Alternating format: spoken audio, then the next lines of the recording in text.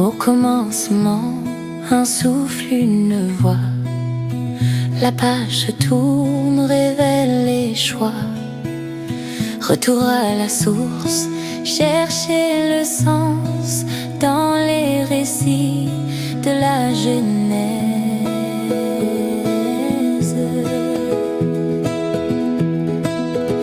Bienvenue dans Fondation, un écho, une révélation. Ouvrons le livre, ouvrons nos cœurs avec Zoé, Henrique et le pasteur Joseph.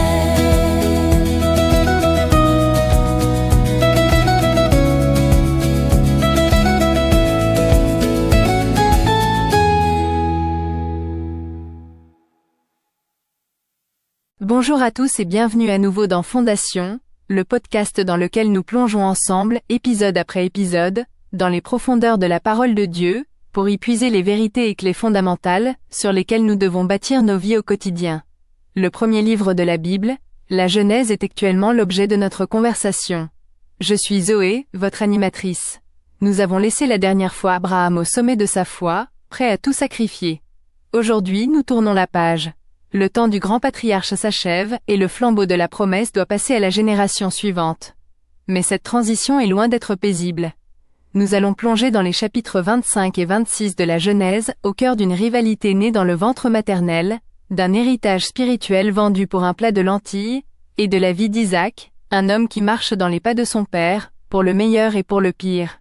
Pour nous guider, je suis avec mes fidèles compagnons de voyage, le pasteur Joseph de l'Église, bienvenue dans la maison de Dieu, et d'Henrique, enseignant dans l'école de formation de la même église. Bonjour. Bonjour Zoé, bonjour à tous. C'est un plaisir d'aborder aujourd'hui des thèmes si pertinents. La famille, l'héritage et la manière dont Dieu travaille à travers nos personnalités si différentes. Bonjour Zoé. Oui, ces chapitres sont cruciaux. Ils nous montrent que l'alliance de Dieu avance, non pas sur une autoroute tranquille, mais sur les chemins sinueux et parfois chaotiques de l'histoire familiale humaine. Des chemins qui, j'en suis sûr, nous parleront beaucoup. Pasteur Joseph, avant de nous lancer, pourriez-vous nous guider dans la prière ? Avec joie. Prions ensemble, Père Céleste, merci de nous montrer que ton plan n'est pas limité par nos faiblesses humaines. Nous te prions de nous donner un cœur comme celui de Jacob, qui désire ardemment tes bénédictions spirituelles, mais purifie nos motivations pour que nous ne les cherchions pas par la ruse. Donne-nous un cœur comme celui d'Isaac, qui cherche la paix et qui te fait confiance pour lui donner de l'espace. Brise en nous les schémas de péché générationnels et aide-nous à bâtir des autels d'adoration à chaque étape de notre vie. Que notre foi soit un témoignage si visible que le monde reconnaisse que tu es avec nous. Au nom de Jésus. Amen. Amen, merci pasteur. Le chapitre 25 commence donc par la fin de la vie d'Abraham. Le texte mentionne ses autres enfants, mais prend soin de préciser qu'il donna tout ce qu'il possédait à Isaac. C'est un acte de transmission délibéré. Abraham distingue clairement la bénédiction matérielle de l'héritage de l'alliance. Il pourvoit pour tous ses enfants, mais la promesse, la lignée messianique, le rôle de porteur de l'alliance, tout cela est canalisé uniquement à travers Isaac. C'est une clarification essentielle, et la mention touchante d'Isaac et Ismaël l'enterrant ensemble suggère une forme de paix à la fin, une clôture digne de la vie de ce géant de la foi. Le flambeau est donc passé à Isaac. Mais comme pour sa mère, la promesse se heurte immédiatement à un obstacle. La stérilité de Rebecca. C'est un motif récurrent et théologique. L'auteur de la Genèse veut nous marteler cette vérité. La lignée de la promesse n'est jamais le fruit de la capacité humaine naturelle. Elle est toujours le fruit d'une intervention surnaturelle de Dieu en réponse à la prière. C'est Isaac qui implora l'Éternel pour sa femme. Il a appris la leçon de ses parents. Il ne prend pas de raccourci, il ne panique pas. Il prie, et Dieu répond. Mais la réponse à la prière n'est pas de tout repos. Rebecca vit une grossesse très difficile, les enfants se heurtent en elle. Et j'aime la réaction de Rebecca. Elle ne se contente pas de souffrir en silence. Le texte dit qu'elle alla consulter l'Éternel. C'est un modèle pour nous. Quand nous traversons des turbulences intérieures, des conflits que nous ne comprenons pas, le premier réflexe doit être de consulter Dieu. Et Dieu lui donne une prophétie qui va définir toute l'histoire à venir. C'est une prophétie fondatrice. Dieu lui révèle que cette lutte n'est pas juste physique, elle est prophétique. 2 nations sont dans ton ventre. Le plus grand sera assujetti au plus petit. Dieu annonce ici son principe d'élection souveraine. Il renverse l'ordre naturel et culturel de la primogéniture. Son choix ne se portera pas sur l'aîné, le plus fort, le premier-né, mais sur le cadet. Ce n'est pas basé sur le mérite de Jacob, qui n'est même pas encore né, mais uniquement sur le plan souverain de Dieu. C'est une vérité qui sera développée par l'apôtre Paul dans Romains 9. Les jumeaux naissent et ils sont radicalement différents. Ésaü, le chasseur, l'homme de plein air, le préféré de son père. Et Jacob, le casanier, l'homme des tentes, le préféré de sa mère. Et là, nous avons le premier signal d'alarme. Une famille dysfonctionnelle avec des parents qui ont des préférences. Cette partialité va créer un terrain fertile pour la jalousie, la manipulation et le conflit. C'est un avertissement puissant pour toutes les familles. L'amour parental doit être inconditionnel et équitable, sinon il sème des graines de discorde qui peuvent durer toute une vie. Et cette discorde éclate dans la fameuse histoire du droit d'aînesse. Énéric, qu'est-ce que ce droit d'aînesse représentait exactement? C'était bien plus qu'une question d'argent. Le droit d'aînesse dans la culture patriarcale comprenait 3 choses, une double part de l'héritage matériel, la position de chef de clan à la mort du père, et surtout, dans cette famille, le rôle de prêtre de la famille et de maillon suivant dans la chaîne de l'alliance. C'était un héritage à la fois matériel, social et spirituel. C'était la bénédiction avec un grand B. Et Ésaü l'échange contre un plat de lentilles. C'est l'une des scènes les plus tragiques de la Genèse. Elle révèle le cœur d'Ésaü. Il rentre des champs, épuisé, affamé. Son besoin est physique immédiat. Jacob, le calculateur, voit une opportunité. Et la réponse d'Ésaü est terrible. « Voici, je m'en vais mourir. De quelle utilité me sera ce droit d'aînesse ?» C'est la mentalité de l'homme charnel. Il méprise une promesse future, invisible et spirituelle pour une gratification présente, visible et physique. Il valorise son estomac plus que son héritage. Et le texte conclut sèchement, c'est ainsi qu'Ésaü méprisa le droit d'aînesse. L'Épître aux Hébreux nous mettra en garde de ne pas être comme Ésaü, cet homme profane, qui pour un seul repas vendit son droit d'aînesse. Et la question pour nous aujourd'hui est brutale, quel est notre plat de lentilles, pour quelle satisfaction immédiate sommes-nous prêts à vendre notre héritage spirituel, un moment de plaisir illicite, un gain financier malhonnête, la popularité sur les réseaux sociaux au détriment de notre intégrité. Chaque jour, nous faisons face à ce choix, valoriser l'éternel ou céder à l'éphémère. On quitte cette scène pour suivre Isaac au chapitre 26. Il est maintenant le patriarche, et il fait face à une famine, tout comme son père avant lui. Et son premier réflexe est le même que celui de son père, penser à descendre en Égypte. C'est là que Dieu intervient. Il lui apparaît et lui dit explicitement, ne descends pas en Égypte.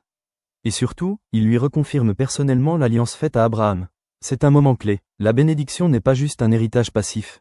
Elle est activée par une rencontre personnelle avec Dieu. Et pourtant, juste après cette visitation divine, Isaac tombe dans le même péché que son père. À Guérar, il dit que Rebecca est sa sœur. C'est un passage à la fois décevant et profondément encourageant. Décevant, car il montre la puissance des schémas de péché générationnels. La peur qui habitait Abraham n'a pas disparu. Elle se manifeste chez son fils de la même manière, au même endroit. Mais c'est encourageant, car cela nous montre que notre marche avec Dieu n'est pas une ligne droite. On peut recevoir une parole directe de Dieu un jour et trébucher par peur le lendemain. Et regardez la suite, juste après cet échec, Isaac sème et récolte au centuple. La bénédiction de Dieu n'est pas une récompense pour sa performance parfaite. Elle est un fruit de la grâce de l'alliance. Dieu reste fidèle à sa promesse, même quand nous sommes infidèles. C'est un message d'espoir pour tous ceux qui luttent avec une faiblesse récurrente. Votre faiblesse n'annule pas la promesse de Dieu. Cette bénédiction matérielle attire la jalousie. Les Philistins le harcèlent, il bouche les puits que son père avait creusés. La réaction d'Isaac est très différente de celle que l'on pourrait attendre. C'est vrai, on ne voit pas le stratège rusé comme Jacob, ni le guerrier puissant comme Abraham au chapitre 14. Isaac est un homme de paix. Face à l'injustice, il ne se bat pas. Il cède, il se déplace, et il creuse un autre puits. Il se querelle pour le premier, Ézek, contention. Il se querelle pour le second, Sitna, opposition. Il se déplace encore, en creuse un troisième, et là, on le laisse tranquille. Il l'appelle Rehoboth, ce qui signifie espace large, ou Dieu nous a mis au large. C'est le principe de Rehoboth. C'est une stratégie spirituelle contre-culturelle. Notre culture nous dit de nous battre pour nos droits, de ne jamais céder un pouce. Isaac nous montre une autre voie, la confiance que Dieu est assez grand pour nous faire de la place, même si nous devons lâcher prise sur un conflit. C'est la foi que notre provision ne vient pas de ce puits-ci ou de ce puits-là, mais du Dieu qui fait jaillir l'eau. Combien de conflits dans nos églises, nos familles, nos lieux de travail pourraient être évités si nous appliquions ce principe, cesser de nous battre pour Ézek et Sitna, et faire confiance à Dieu pour nous conduire à Rehoboth. Et ce témoignage de paix est si puissant qu'il finit par convaincre ses ennemis. Le chapitre se termine sur une note sombre, avec les mariages d'Ésaü qui attristent ses parents. Oui, c'est un présage. Cela confirme le caractère d'Ésaü. L'homme qui a méprisé son droit d'aînesse spirituelle méprise maintenant la nécessité de se séparer des peuples païens. Il suit les désirs de ses yeux, sans se soucier de l'alliance. Le conflit entre les deux frères ne fait que commencer. Quelle richesse, merci à vous deux. Pasteur Joseph, pour conclure, quelle prière pouvons-nous faire monter à Dieu? Prions, Père Céleste, merci de nous montrer que ton plan avance à travers des familles imparfaites et des gens comme nous. Nous te prions, donne-nous un cœur qui chérit notre héritage spirituel, qui ne le méprisera jamais pour une satisfaction passagère. Brise en nous les cycles de péché de nos familles, et remplace-les par des cycles de bénédiction et de foi. Apprends-nous la paix d'Isaac, la confiance qui lâche prise pour te laisser nous faire de la place. Que nos vies, par ta grâce, soient un tel témoignage que même nos adversaires soient forcés de reconnaître que tu es avec nous. Au nom de Jésus. Amen. Amen. Merci infiniment à vous deux pour cette exploration si profonde et pertinente. La rivalité entre les deux frères, mise en place dans ce chapitre, va exploser dans le suivant. La prochaine fois, nous assisterons à une scène de tromperie familiale, une bénédiction volée, des larmes amères et une menace de meurtre qui forcera Jacob à fuir pour sauver sa vie. Ce sera le début d'un long exil qui le mènera à une rencontre inoubliable avec Dieu à Bethel. Ne manquez pas le prochain épisode de Fondation. Aussi, n'hésitez pas à vous abonner si ce n'est pas fait, à commenter et surtout à partager ce podcast, pour le bien de tous ceux que vous aimez. L'Éternel vous bénisse et vous garde.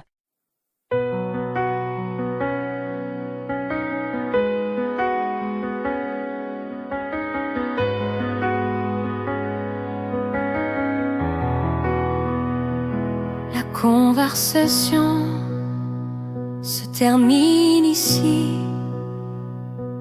mais la parole résonne à l'infini.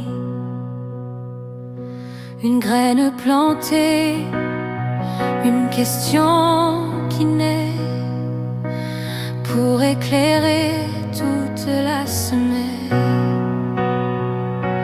Qu'as-tu reçu? Que vas-tu garder?